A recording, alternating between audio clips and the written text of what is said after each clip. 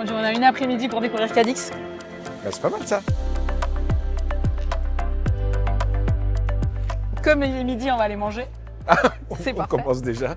Et, mais tu connais pas mal Cadix toi en plus. Bah, à la fin, j'ai vécu 4 ans. 2014-2018, donc mes 4 ans d'université.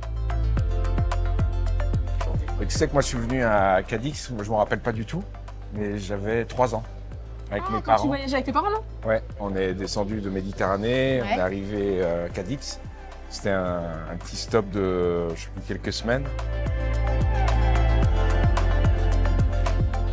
Et c'est marrant parce que la ville, elle est quand même...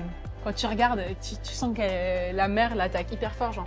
Ça, Oui. cette roche-là, Ouais, c'est de la roche qui vient de sous l'eau, en fait. Ça, c'est ce qui résiste le mieux à l'érosion, puisque ça s'est ça créé vient de sous la l'eau. mer, donc ils ont Exactement. l'habitude du Du sel. coup, tous les bâtiments Ouais. d'époque, ils sont construits avec ça.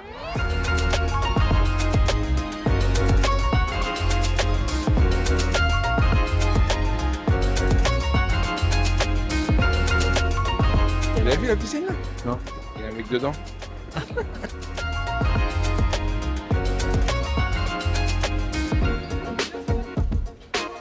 Le marché, comme tu vois, il a les toutes vieilles colonnes là. Il est super beau, il a 300 ans le marché. Tu prends la table que tu veux et puis après tu vas chercher dans les stands Ok. et puis tu reviens t'asseoir. Une saladilla, donc c'est des patates, mayonnaise et du saumon et des anchois.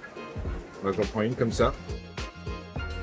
C'est tout. Et Quand tu vas découvrir des nouveaux endroits, quand tu fais des escales dans des endroits où tu n'as jamais été, et du coup tu découvres. Mais il y a quelque chose de très spécial quand tu arrives dans une ville où tu as vécu, où tu as déjà bien connu, en bateau.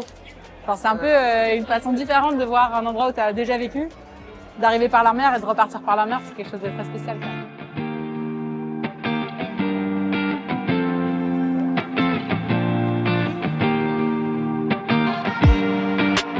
Normalement c'est l'heure de la sieste, non?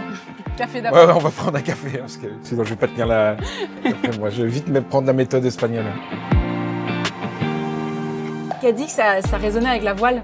Et du coup, moi, je savais déjà que je voulais faire de la voile. Je me suis dit, bah, je vais aller à Cadix, c'est sûr que je vais pouvoir naviguer. Il va y avoir quelque chose. Et le fait que Christophe Colomb il est parti d'ici, qu'il y a Elcano, qui est un des bateaux espagnols très connus, qui est ici, qu'il y a la baie, que ça navigue beaucoup. Et du coup, c'était tout naturel pour moi de venir ici à Cadix et de toute son histoire, que ce soit phénicienne, romaine, tous les peuples qui ont vécu ici. L'expédition de Colomb, Il est parti de Cadix. pour les Amériques, il partait de Cadix. Ouais. J'adore me perdre dans des villes que je connais pas.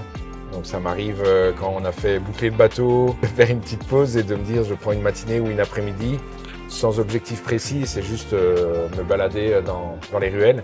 Et puis la ville est magnifique, hein, ces ruelles-là.